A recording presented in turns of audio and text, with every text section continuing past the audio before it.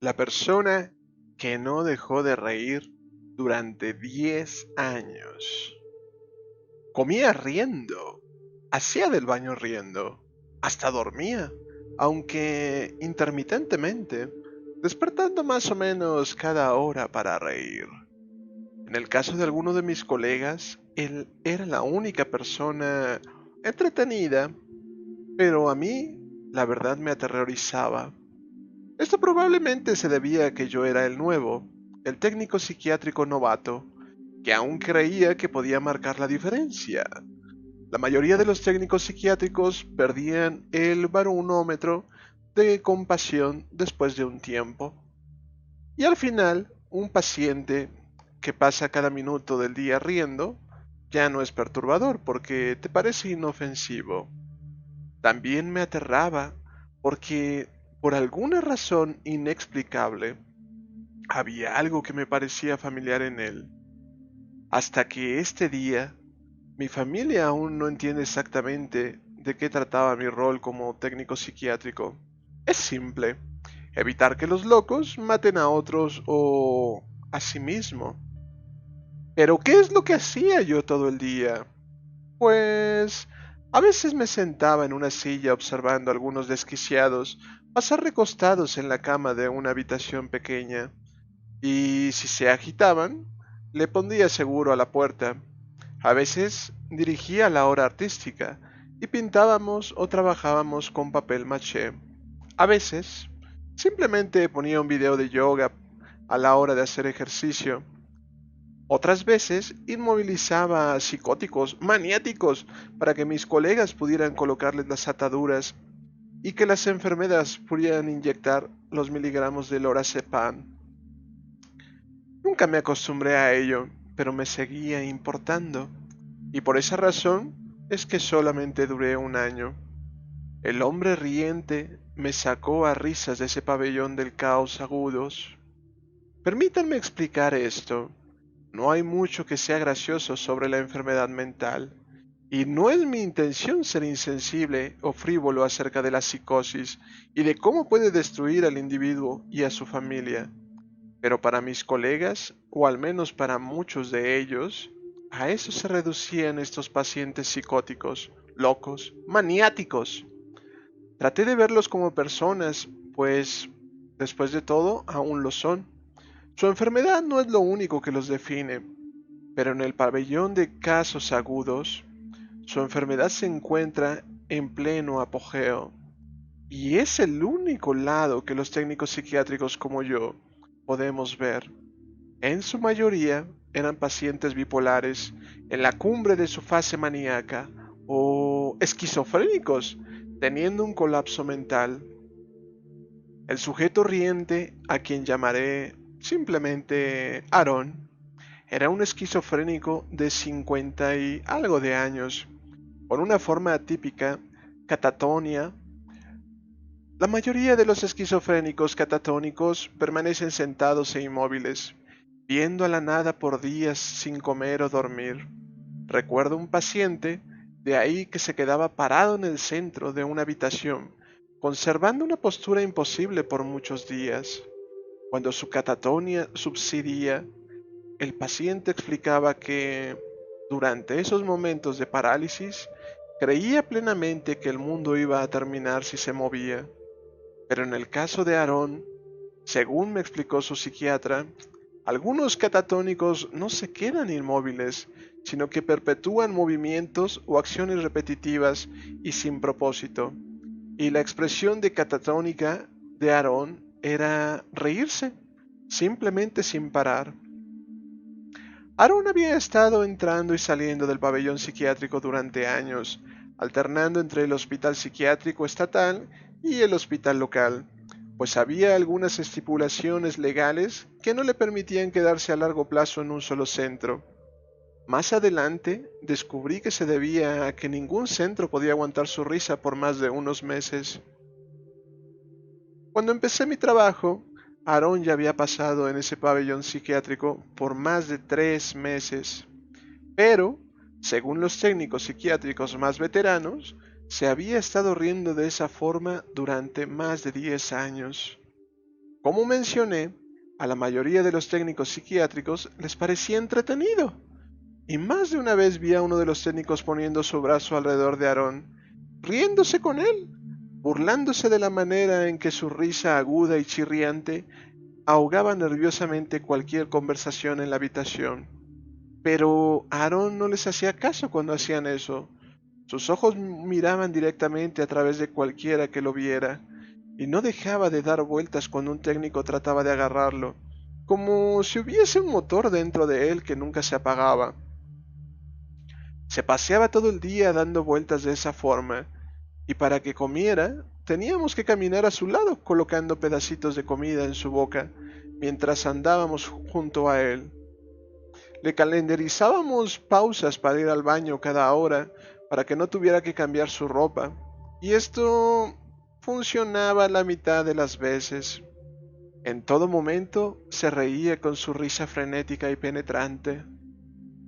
Me gratinaba los oídos. Apenas una semana después de haber llegado allí, me angustiaba tener que subir el elevador y ser recibido por su risa incesante.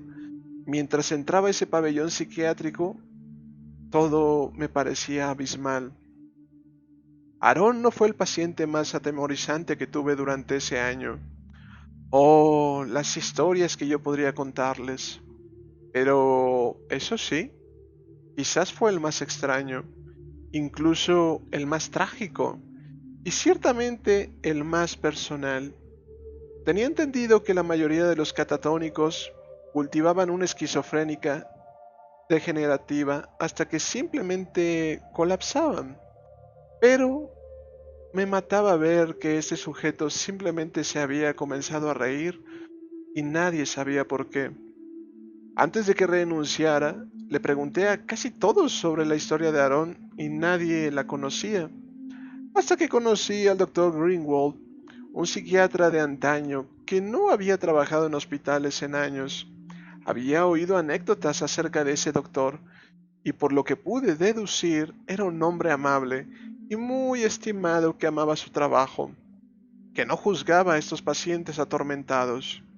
El doctor Greenwald probablemente fue mi inspiración más grande para convertirme en un especialista de la salud, y hasta este día aún recuerdo la compasión que le demostraba a sus pacientes.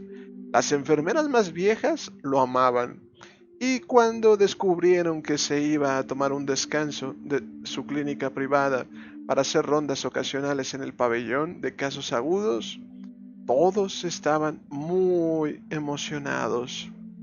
Conocer al Dr. Greenwald incluso superó mis expectativas y admiro cómo valoraba cada interacción, preocupándose genuinamente por cada persona frente a él, hasta de los técnicos psiquiátricos insignificantes como yo. Una noche, algunas semanas antes de que yo renunciara, vi al doctor saliendo de la habitación de Aaron después de una evaluación, y tuve la sensación de que él tendría las respuestas acerca de Aaron, respuestas acerca de cómo había llegado a ser de esa forma en que él era. Gentilmente me lo contó. Hay muchas cosas que he visto en mi carrera en medicina que no tienen mucho sentido, muchas cosas que me incomodan hasta el día presente. La situación de Aaron es otro caso más de este apartado. Nunca olvidaré su historia. La primera vez que el Dr. Greenwald conoció a Aaron en el hospital, reconoció unas cuantas cosas. Aaron era un sujeto afable, cariñoso, el cual, como era de esperar, amaba reír y hacer reír a los demás. El doctor recordaba cómo Aaron cautivaba a las audiencias, contando las historias más hilarantes que inducían un tumulto de risas en la habitación entera. No tuvo una vida fácil, pero sobrellevaba bien sus penas, riéndose fácilmente de las ironías de la vida, las grandes, las pequeñas, todo le causaba risa. El doctor no estaba al tanto de ningún historial psiquiátrico previo, pero Aaron se casó con una mujer hermosa que había sufrido de depresión y ansiedad toda su vida. Dado que Aaron tenía un deseo tan grande por ayudar a las personas que lo necesitaban, estos sentimientos lo atrajeron hacia su esposa. Aarón quería repararla, y fue a través de ello que se enamoró. Ella se embarazó rápidamente después de que se casaron, y más adelante dio a luz un varón bastante sano. Su enfermedad mental empeoró después del nacimiento, creyéndose que era una depresión posparto, y Aaron casi se obsesionó con el estudio psicopatológico. A pesar de sus esfuerzos por repararla, su condición se deterioró, desarrollando una psicosis posparto. Comenzó a escuchar voces que la incitaban a actos violentos. Todo cambió cuando Aaron descubrió que su esposa había asesinado a su hijo recién nacido. No lo asfixió ni lo ahogó, sino simplemente se lo comió. Al enfrentarse a esto, Aarón comenzó a reír y nunca pudo parar de hacerlo. Después de que el doctor terminara la historia, yo me quedé sentado, atónito, pero no en silencio, pues la risa estridente de Aarón emanaba desde su habitación. El doctor se quedó sentado conmigo y capté un destello de emoción en su rostro.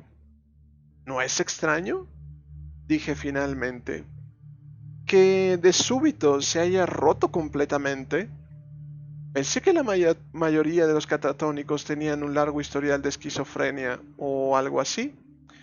Me sentí como un tonto apenas con esas palabras cuando lo estaba yo pronunciando en mis labios. Ciertamente, Aaron tuvo que haber tenido algún trastorno mental para haber sido un paciente del Dr. Greenwald. El doctor me sonrió como un abuelo amoroso.